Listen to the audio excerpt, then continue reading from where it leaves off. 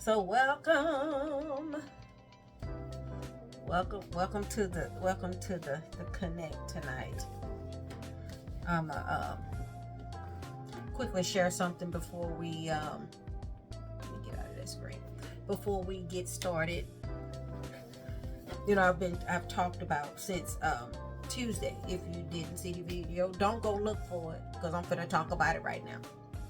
But I was talking about goals, and my mind is on the event that's going to be on January 4th.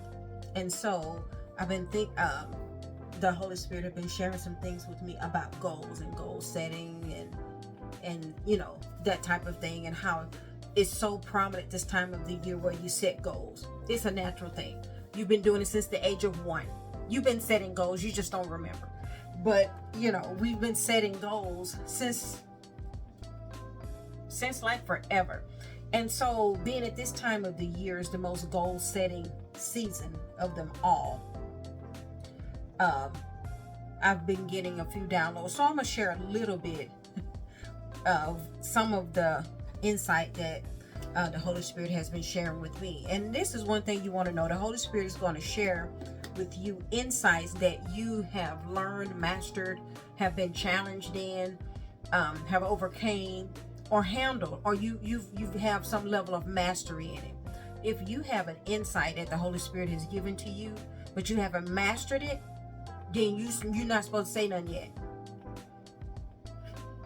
Until you master the thing that He's sharing with you. Because what will happen, you will end up eating the words that you just released when you didn't get the rest of the story. Ask me how I know. Because I have quickly said things that is exciting when I get it. And it's like, wait, but I need to work this through. Meaning that insight is for me to learn something, but I don't need to always see the good in it. I need to more so find the negative aspects that I participated in it, in order for the outcome to be a solution. If I'm only giving answers, but I'm not also including the problem question, then I'm not creating a solution. I'm on a soapbox. And so, that being said, because I've been on many soapboxes,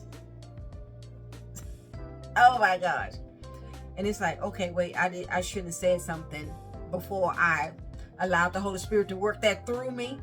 I should have precursed it and said, listen, this is where I'm at, or this is where I'm working on, and I'm so close to not being finished. So don't take this as a solution. I'm just sharing it in a moment because this is the subject matter.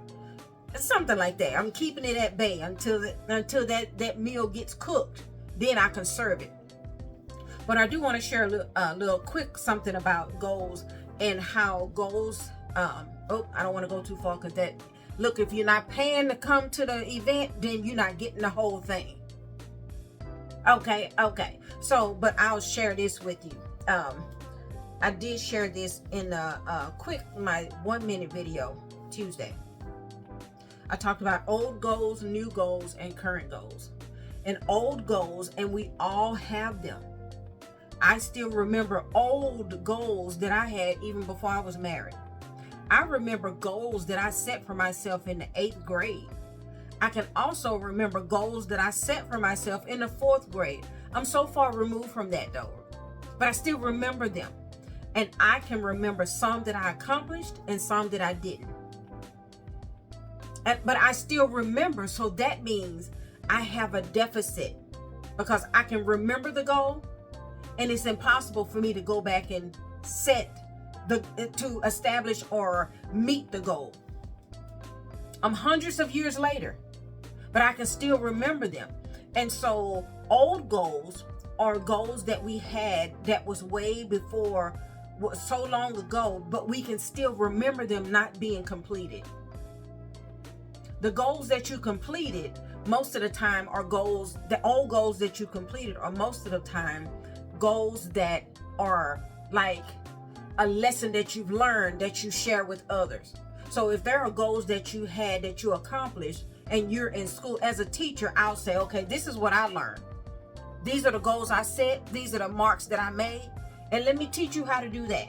because I accomplished them.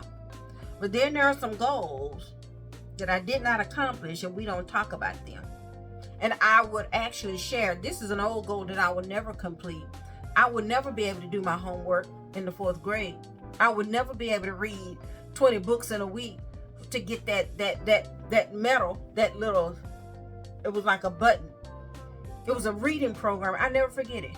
It was a reading program. Oh my gosh. Do y'all remember when we used to get those little 1 sheets of ordering books? I don't know if y'all did. A Scholastic, it's like a Scholastic sheet.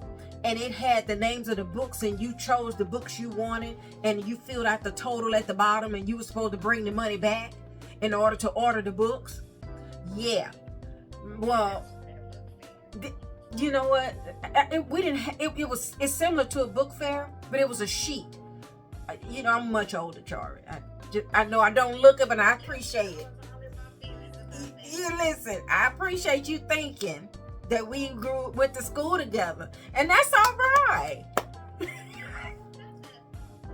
Not that far, but I wasn't in city school, so our schools were a little bit behind her, if you want to say that. But we had a Scholastic sheet where we can order little books, and that was a program where they had books on campus in the library. I'm still talking about goals. That if you read a certain amount of books in a week, then that was this big prize. And I believe it was just the school just create morale on the campus. I don't know. Could have been a fundraiser. I don't know. I was too young to even know. But I was determined I was going to read those 20 books in a week. They weren't hard books as a grown person looking back at it now. But when I was in the 4th grade, I'm like, oh my God. This is a lot of reading. It really wasn't. But for a 4th grader, yeah. But listen, I didn't take into account that we was going to have to go to ministry during the week. I assumed that I was going to reach these goals with my free time outside of school, when my free time outside of school was already taken.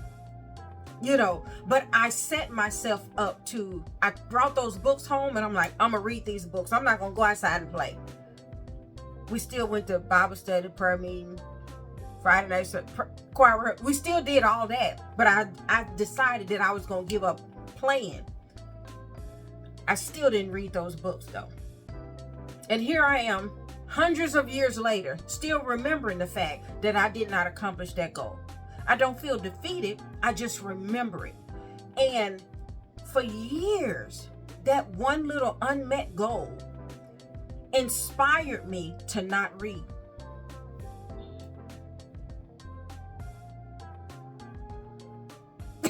I know, right? And here I am doing what I'm doing. Who'd have thunk it? Who'd have thunk it though? So inwardly, sometimes we have old goals that are unmet, that has inspired us to be who we are today, or who we used to be. So, but then I ended up getting new goals, and new goals are, it usually represent you trying to overcome or smush or handle the old ones that you never did accomplish. So the new goals are designed to do that, but you have to be careful with that, because you'll create internal competition. You will create a lack of wisdom, because you're just trying to beat the goal that you didn't do. And since you're older and got some money, you can do it. And you can create a hole for yourself, or you can try to do something without having the merit or the process in order to be able to reach that goal. Okay. And then you have current goals, which are now. Whatever you're inspired to do right now. I have inspiration right now. I'm already ready for 2025. Almost like the end of 2025. I'm that far ahead. And so I'm already in current goals. So I had old goals, new goals that I may or may not have used to squash out the old goals. And I have current goals. Making sure that the goals that you do have are lined with wisdom. Even if you're functioning or dealing with old goals, new goals, and current goals. Place them where they need to be placed based upon the season that they were in. Some goals that we should have reached, we just quit. Look into that and see why you quit. Look into that and see what was the reason why you didn't finish it, because there is a reason. And make sure that you check your heart with your goals, because if you don't check your heart with your goals, you're going to keep making them, and you'll also keep being defeated. And that keep making them and keep being defeated will create a foundation of I'll never be able to accomplish it, so you'll never start. So if it's hard for you to start something and feel comfortable that you're going to finish it, more likely than not, you've already had hundreds, if not thousands, of goals that you never completed.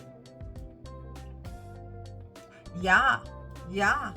So hopefully that helped you in your process of goal setting, because we're at the end of the year and 'tis the season to be jolly, fa la la la la la la la la. And so goal setting is going to come, because that's the energy of the world. The whole world is in that space. And so it's going to come to you too. Don't miss the opportunity though.